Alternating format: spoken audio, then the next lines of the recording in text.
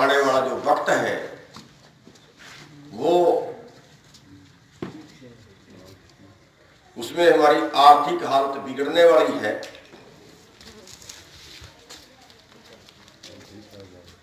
आज भी जो खेती है वो कोई मुनाफे का सौदा नहीं है। आज भी जो हमारी अगली पीढ़ी है वो खेती करना नहीं चाहती। कभी उत्तम खेती हुआ करती थी, उत्तम खेती, मध्यम व्यापार, नीच नौकरी बोलते थे। आपका बहुत सालों से शोषण होता रहा और आज उत्तम खेती नहीं बची, मध्यम खेती भी नहीं बची, तीसरे स्थान पर चली गई हमारी खेती। और आज की हालत ये है कि खेत से कुछ बचता नहीं और हमारी जो अगली पीढ़ी है पढ़ लिख लिए हैं और पढ़ लिख के काम आगे कोई करने के लिए है नहीं। जब पढ़े लिखे को काम नहीं है तो अनपढ़ को तो क्या काम मिल सकता है। हमारे पढ़े लिखे की हालत ये है, मैं शोरूम में कपड़ा लेने चला गया, वहां पे दो लड़कों से मैंने बात की जो काम कर रहे हैं। कोई नहीं। एक की तनख्वाह है 7,000 रुपए, दूसरे की तनख्वाह है 6800 रुपए। और आमतौर पे जितने हमारे शहर में काम करने के लिए, फैक्ट्रियों में काम करने के लिए जा रहे हैं, वो सारे 6,000, 7,000, 8,000 पे काम कर रहे हैं। आप जो खेत में मजदूर ले जाते हो वो भी महीने में 12,000 कमाता है। इसका मतलब साफ तौर पे ये निकल रहा है कि हमारी जो अगली पीढ़ी है उसका लेवल मजदूर से भी नीचे चला गया। 7,000 रुपए में 11 घंटे काम है, कोई स्टूल बैठने के लिए नहीं है, केवल खड़ी ड्यूटी है 11 घंटे। और हमारे बच्चों को कितने कम पैसे में भी काम करना पड़ रहा है क्योंकि और कुछ करने के लिए है।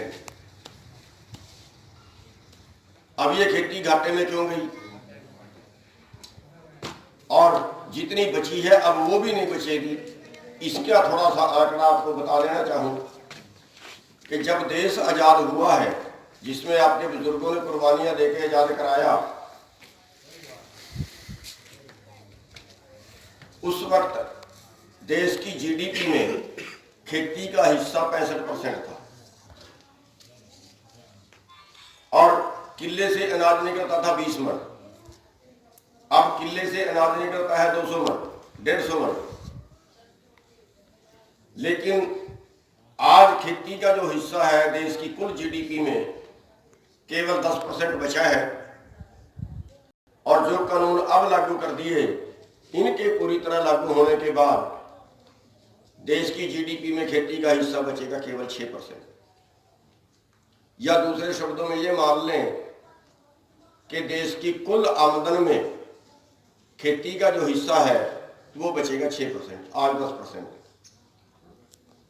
और हमारी आबादी उस पर निर्भर है 60%।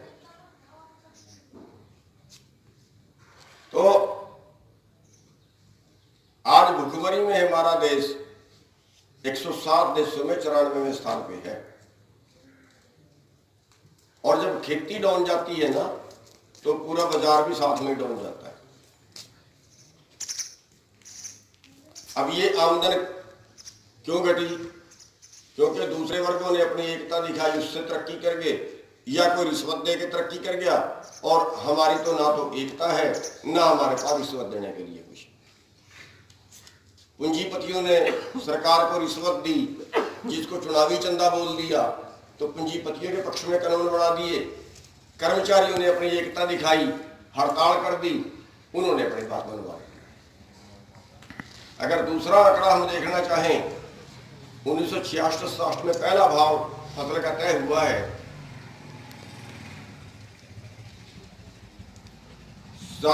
67 से लेके आज तक हमारी फसल का भाव बढ़ा है 29 गुना। और 67 से लेके कर्मचारी की तनख्वाह बढ़ी है 400 गुना, व्यापारी की आमदन बढ़ी है 1000 गुना। हम बाजार से तुलना कर लें, 2 क्विंटल 70 किलो का 1 तोला सोना था 1970 में, आज 25 क्विंटल गेहूं का 1 तोला सोना है। आज भी अगर 2 क्विंटल 2.5 क्विंटल गेहूं का 1 तोला सोना हमें मिल जाए तब आज भी उत्तम खेती हो। अब ये सारी पोजीशन यहां तक आने के बाद अब जो नए कानून थोप दिए, पहले भी हमारी जो हालत है वो अच्छी नहीं है। पिछले 1 साल में 42,000 किसान सुसाइड किया है। जो नया आंकड़ा आया है, कर्जे में दब के बैंकों के परेशान किए हुए, कर्जे में भी आपके लिए कानून अलग से है, कॉर्पोरेट के लिए कानून अलग से है, उनको पालने के कानून है, आपको मारने के कानून है। आपने 1 लाख रुपया कर्जा लिया तो 20 लाख की जमीन रहन की, उन्होंने 1000 करोड़ रुपए कर्जा लिया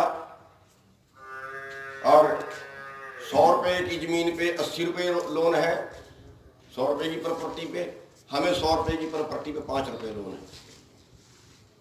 और उन्होंने उसकी भी कीमत बढ़ा के दिखा दी। और एक कानून ये बना दिया कि अगर एक आदमी 10 फैक्ट्री लगाता है, 10 कंपनियां खोलता है, अगर एक फैक्ट्री घाटे में चली गई और उस पर कर्जा है और उसको नहीं भर सकता तो उसका बैंक मालिक है। अगर 9 फैक्ट्रियां उस आदमी के मुनाफे में है, वो आदमी अमीर है, कितना ही अमीर है, तो बैंक के पास पावर नहीं है कि उसकी बाकी 9 फैक्ट्रियों से वो पैसा वसूला जाए। देश में कानून नहीं, और इस कानून के चलते सारा देश के बैंक लूट लिए। आज 15 लाख करोड़ का एनपीए है। भाई बैंकों में जो पैसा है या जो देश का खजाना है वो है तो जनता का। अब वो जो जनता का खजाना था, इस कानून से वो पूंजीपतियों ने लूट लिया। और आज पूंजीपतियों का जो एनपीए है, जो पैसा वसूला नहीं जा सकता, वो देश के टोटल किसानों के कर्जे से 2 गुना है।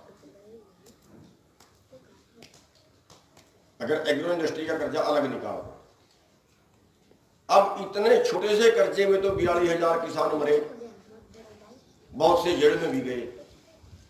और उसी देश के अंदर जिसने 50,000 करोड़ रुपया बैंक का देना है और उसने मार लिया, वो एक भी आदमी जेल में नहीं गया और उस एक भी आदमी ने सुसाइड नहीं की।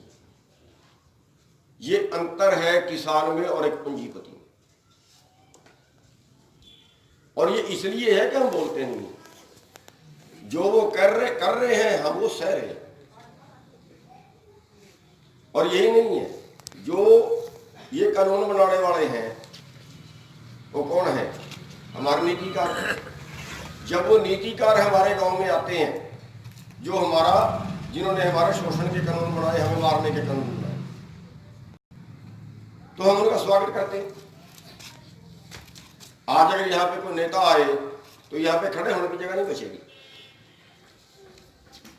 हम उनका स्वागत करेंगे, माला कराएंगे, बड़ी चापलूसी करेंगे, जय जयकार करेंगे।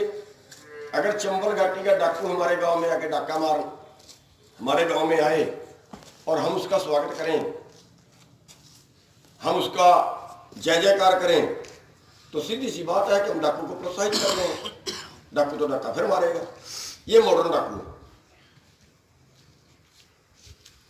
देश को आजाद तो इसलिए करा था कि हमारे देश को लूट रहे हैं, लेकिन देश की आजादी के बाद तो जो इन्होंने हमारे देश के नागरिकों ने लूट के पैसा जमा करवाया बाहर, मोदी जी को तो कह रहा था 15-15 लाख आएंगे। अब तो अंग्रेजों ने लुटा ना, वो हमारे देश के लोगों ने तो लूट के बाहर जमा करा दिया।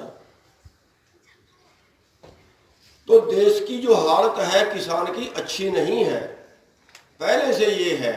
और अब जो 3 कानून बनाए हैं, इनसे देश की खेती जो है वो स्ट्रेचर पे चली जाएगी। और एक का चोट आपके ऊपर और पड़ने वाली है अगर अब भी ना लगे। ये आपकी आखिरी और फाइनल है। राष्ट्र निर्माण की जानकारी के लिए ग्राउंड मीडिया चैनल को सब्सक्राइब करें और शेयर